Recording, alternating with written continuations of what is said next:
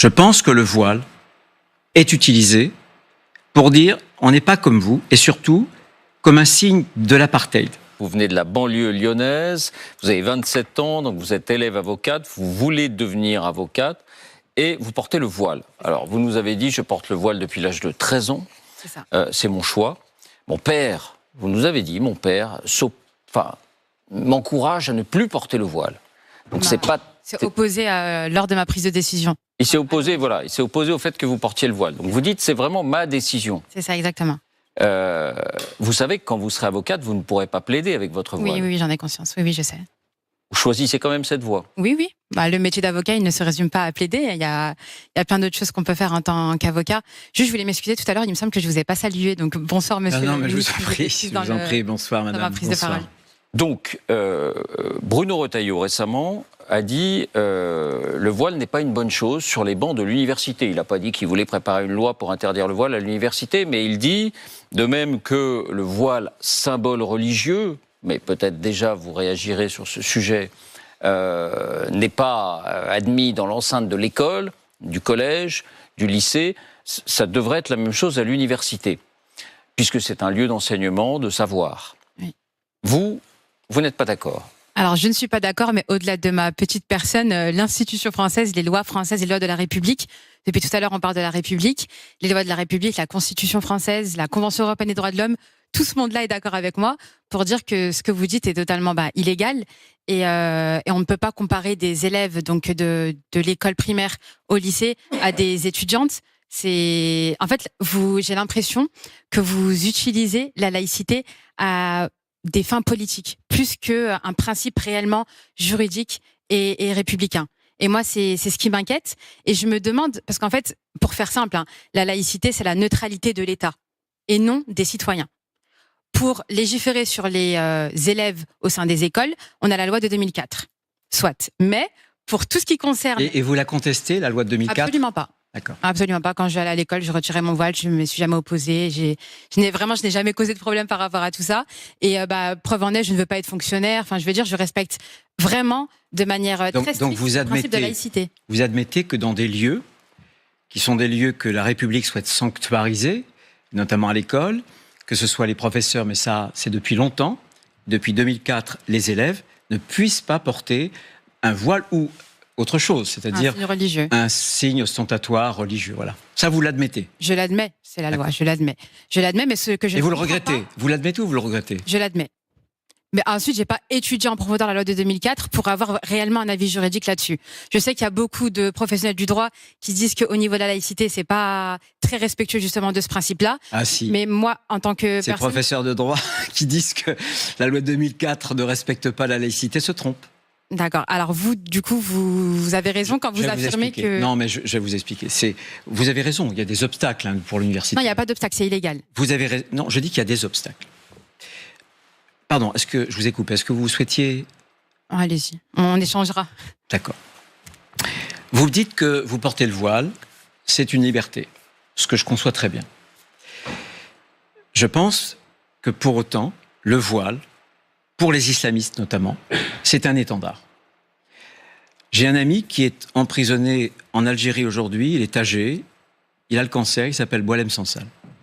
Boualem avait écrit un jour, il est algérien, il est de cette culture-là, et il avait dit, et il avait écrit, l'islamisme, c'est la victoire du voile. Je pense que le voile est utilisé pour dire, on n'est pas comme vous, et surtout, comme un signe de l'apartheid. De ceux qui croient en un Dieu, de ceux qui croient en un autre Dieu, ou peu importe. Je pense que le voile, c'est un signe qui sépare les hommes et les femmes, pour inférioriser les femmes. Vous dites, moi j'ai cette liberté, mais il y a tant de pays, les Iraniennes, qui se battent et qui sont punies gravement, parfois sur leur vie, parce qu'elles n'ont pas le droit, vous voyez, d'enlever leur voile. Et c'est ça qui me choque. J'ai pas l'intention, David Pujadas l'a dit, c'est une proposition personnelle sur l'université, parce que je trouvais qu'il y avait une sorte de continuité. Je pense que l'école publique, l'université publique, c'est la République. Et le modèle républicain fait qu'on a des particularités, on a des foi qui sont différentes. Et ça, c'est important.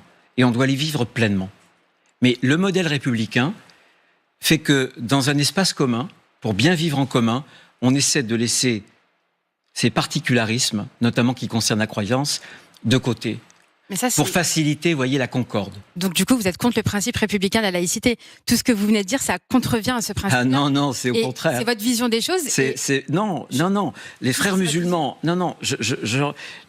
Est-ce que je peux... Je reconnais une alors allez-y, puis vous répondrez, Bruno Retailleau. Déjà, je note que vous sortez beaucoup de mots comme ça qui font peur, l'islamisme, les frères musulmans, etc. Ah, ça me fait peur, moi, oui. Mais ça me fait peur aussi. Ah oui. C'est fou. Ça me fait peur, sauf que moi, pour combattre l'islamisme, j'interdis pas des mères qui accompagnent leur enfant en sortie scolaire de porter le voile. C'est pas comme ça qu'on combat l'islamisme. Je suis vraiment désolée.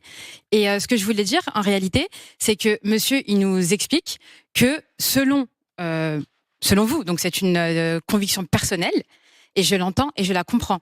Et en fait, moi, mon propos, il n'est pas de dire à tous ceux qui m'écoutent et à tous ceux qui me voient d'adhérer à mon port du voile. Je comprends que l'on ne comprenne pas. Je suis une personne intelligente, j'admets qu'on ne comprenne pas, c'est normal. Est-ce que vous pouvez nous dire pourquoi vous le portez ? Justement, j'allais dire c'est un choix spirituel et en fait, j'aurais beau vous l'expliquer, vous le comprendrez pas parce que c'est le propre de la Essayez quand même. Non, mais j'ai pas à me justifier sur ce choix. Ah non, c'est pas de la justification. J'ai l'impression que si, quand on me demande de m'expliquer. Personne, enfin moi je prétends pas vous imposer que vous quittiez le voile dans l'espace public. C'est dans quelques lieux. David Pujadas l'a dit, si demain, puisque vous étudiez le droit, vous ne pourriez pas plaider comme avocate avec le voile. Ça veut bien dire que dans notre République, on essaie de préserver des endroits. Je voudrais par exemple, moi, que dans les grandes compétitions sportives, il y a eu un contentieux. Le Conseil d'État a tranché avec la fédération de foot ou la Ligue sur les hijabeuses, vous voyez, qui réclamaient justement la capacité de pouvoir jouer des compétitions dans des stades avec le voile.